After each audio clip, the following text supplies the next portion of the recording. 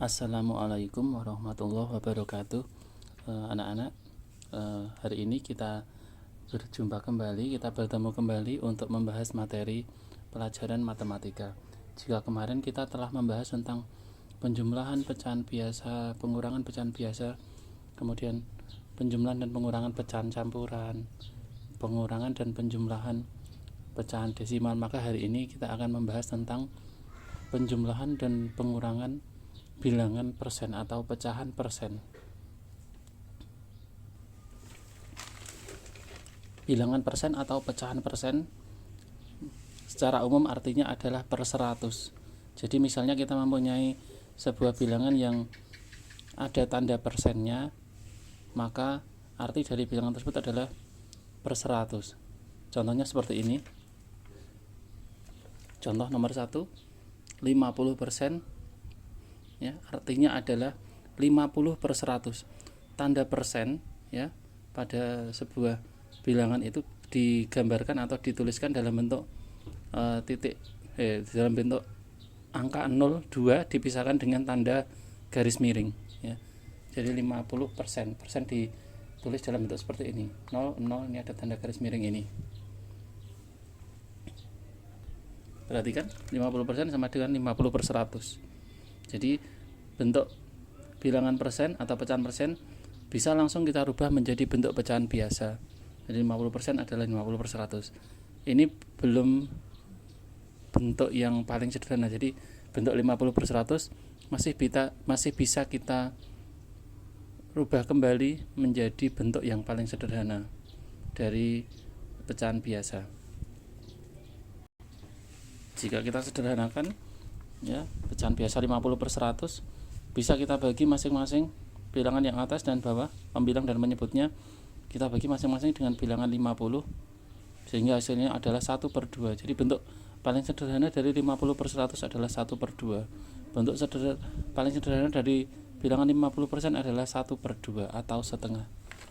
Kemudian untuk contoh kedua, perhatikan, guru mempunyai bilangan 125%, maka kalau kita rubah menjadi pecahan biasa,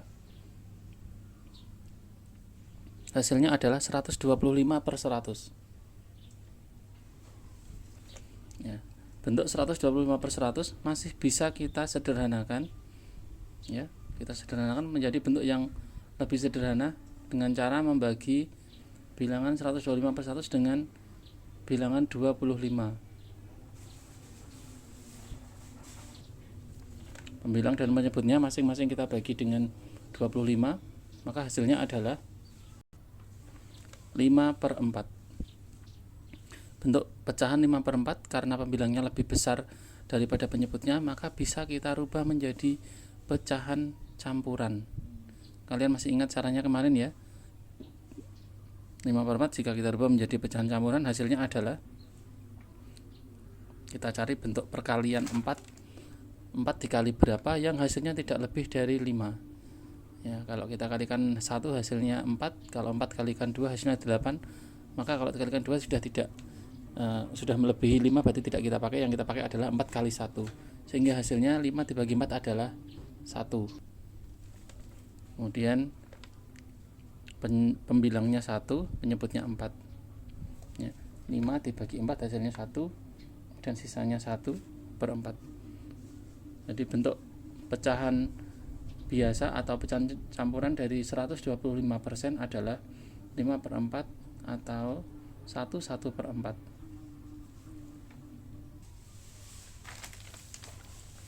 Perhatikan untuk contoh nomor 3, bagaimana kalau kita menemukan soal penjumlahan atau pengurangan bilangan persen atau pecahan persen. Nah, ini lebih mudah lagi, ya. Kalau kita ketemu dengan penjumlahan dan pengurangan bilangan persen, maka kita tinggal menjumlah saja bilangan utamanya itu. Bilangan 20 sama bilangan 39, karena sudah sama-sama persen, tinggal kita jumlah. 20 ditambah 39 hasilnya adalah 59%. Oke. Jadi tanda persennya tidak berubah, tetap kita tulis. Yang kita jumlah hanya bilangan ini saja. 20 ditambah 39 hasilnya 59%. Bagaimana kalau dengan soal pengurangan? Ya, caranya sama saja. Coba perhatikan soal nomor 4. Untuk soal nomor 4, 87% dikurangi 29%. Maka kita tinggal mengurangi bilangan 87 dikurangi 29. Oke, hasilnya adalah 58%. 87 dikurangi 29 hasilnya 58. Tanda persen kita tulis seperti biasa. Perhatikan contoh soal nomor 5 ya. Bagaimana jika kita menemukan soal yang merupakan penjumlahan dari beberapa macam pecahan. Misalnya soal 5 adalah 5% ditambah 0,45 ditambah 3/4. Ini adalah penjumlahan dari bilangan persen ditambah bilangan desimal dan pecahan biasa. Nah, kalau tidak ada perintah khusus pada soal tersebut, kalau misalnya tidak diminta untuk mengubah dalam bentuk yang diminta, misalnya harus dalam bentuk persen, maka kita bisa menghitung soal ini ya, jawaban akhirnya menjadi bentuk apapun yang kita inginkan. Kalau kalian lebih mudah kita dirubah menjadi bentuk persen, ya kita rubah menjadi bentuk persen semua. Kalau kalian lebih mudah dalam bentuk desimal, boleh dijawab dalam bentuk desimal semua. Misalnya untuk soal nomor 5 ini kita mengubahnya dalam bentuk persen, maka langkahnya adalah seperti ini. Kita rubah lebih dahulu yang bilangan persen tetap 5%, 0,45 kita rubah menjadi bentuk persen, kemudian 3/4 juga kita rubah dalam bentuk persen. Perhatikan untuk 0,45 kita rubah ya, masih ingat yang pelajaran kemarin ya, 0,45 karena di belakang koma ini ada 2 angka, maka bisa kita rubah menjadi bentuk 45/100. 45/100 jika kita rubah menjadi bentuk persen adalah 45%. Kemudian untuk bilangan 3/4 itu kita rubah seperti ini. Perhatikan untuk pecahan 3/4, pecahan biasa 3/4 bisa kita rubah menjadi bentuk persen dengan cara mengubah penyebutnya supaya menjadi bilangan 100. 4 supaya menjadi bilangan 100 harus kita kalikan dengan bilangan 25 ya. Jadi kalau bilangan 4 dia bisa kita rubah menjadi angka 100, bisa kita kalikan dengan bilangan 25. Sedangkan 3 ya, karena untuk mendapatkan 100 kita kalikan 25, maka pembilangnya juga harus kita kalikan 25. Maka 3 dikali 25 hasilnya 75. 75/100 sama saja dengan 75%. Jadi pecahan biasa 3/4 bisa kita rubah menjadi bilangan atau pecahan 75%. Sehingga soal pada nomor 5 bisa kita tulis menjadi seperti ini. 5% ditambah 45% ditambah 75%. Ya. Nanti kita tinggal hitung 5 ditambah 45 ditambah 75 hasilnya adalah 125%. Oke. Soal nomor 5 kita temukan hasilnya, hasil jawaban akhirnya dalam bentuk persen. Bentuk persen ini juga bisa kita rubah lagi menjadi bentuk pecahan biasa atau pecahan campuran atau juga pecahan desimal. Masih ingat caranya kan? Nanti kalian coba ya. Oke, kita lanjutkan. Jika tadi kita telah belajar tentang bilangan persen atau pecahan persen, materi selanjutnya adalah tentang perkalian pecahan. Nanti kita bisa praktekkan untuk melakukan perkalian pecahan biasa, pecahan campuran, pecahan desimal, dan pecahan persen atau bilangan persen. Untuk yang pertama adalah tentang perkalian pecahan biasa. Contohnya seperti ini. Nomor 1, 2/5 dikali 3/4. Jika kita menemukan soal perkalian pecahan biasa seperti ini ya, kita tinggal mengalihkan ya, perkalian ini kita tinggal mengalihkan pembilang dengan pembilang dan penyebut dengan penyebut, sehingga bisa kita tulis seperti ini. 2 kali 3, kemudian menyebutnya 5 kali 4. 2 kali 3 hasilnya 6, penyebutnya 5 kali 4 hasilnya 20. Sehingga perkalian 2/5 dikali 3/4 hasilnya adalah 6/20. Bilangan pecahan biasa 6/20 masih bisa kita sederhanakan karena sama-sama bilangan genap, bisa kita bagi 2 masing-masing. Hasilnya adalah 3/10.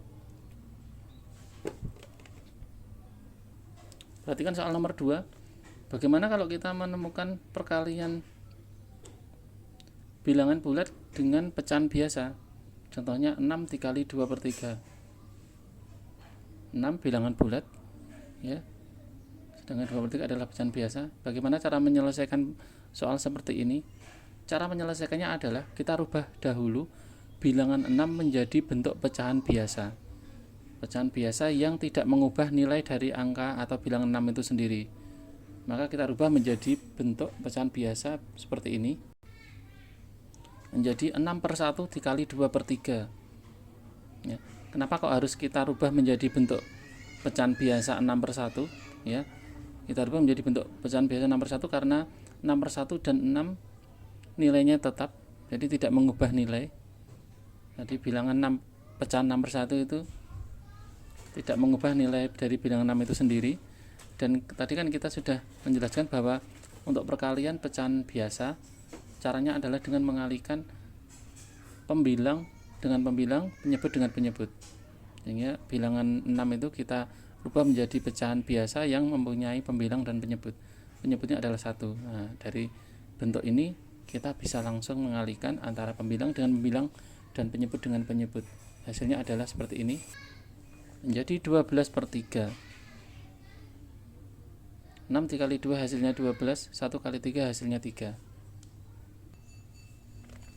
Pecahan 12/3 karena pembilangnya lebih besar daripada penyebutnya, bisa kita rubah kembali menjadi bentuk lain. Seharusnya kalau pembilangnya lebih besar daripada penyebut, bisa kita rubah menjadi pecahan campuran.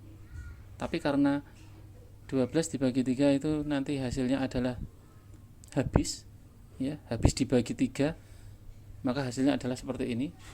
12 dibagi 3 hasilnya adalah 4. Ya, berarti hasilnya adalah bilangan bulat, bukan pecahan campuran. Kalau 12 dibagi 3 misalnya masih ada sisa, nah itu nanti bisa berubah menjadi pecahan campuran. Tapi kebetulan untuk soal ini 12 dibagi 3 itu ternyata habis. 12 habis dibagi angka 3 hasilnya 4. Untuk nomor 2, ya, 6 dikali 2/3 hasilnya adalah 4. Perhatikan untuk soal nomor 3. Bagaimana kalau kita menemukan soal tentang perkalian pecahan campuran dan pecahan biasa? Contoh pada soal nomor 3, 2 1/2 dikali 5/6. Pecahan campuran dikalikan pecahan biasa. Seperti tadi yang saya jelaskan, untuk perkalian pecahan, ya, kita rubah lebih dahulu menjadi bentuk pecahan biasa, karena untuk memudahkan kita, langkahnya adalah kan mengalihkan pembilang dengan pembilang dan penyebut dengan penyebut. Maka kita rubah 2 1/2 menjadi pecahan biasa. Hasilnya adalah 2 1/2 kita rubah menjadi bentuk pecahan biasa 5/2. Ya, 2 1/2 menjadi 5/2, baru kita kalikan dengan pecahan 5/6, sehingga menjadi 5/2 dikali 5/6. 5 kali 5 hasilnya 25, 2 kali 6 hasilnya 12, sehingga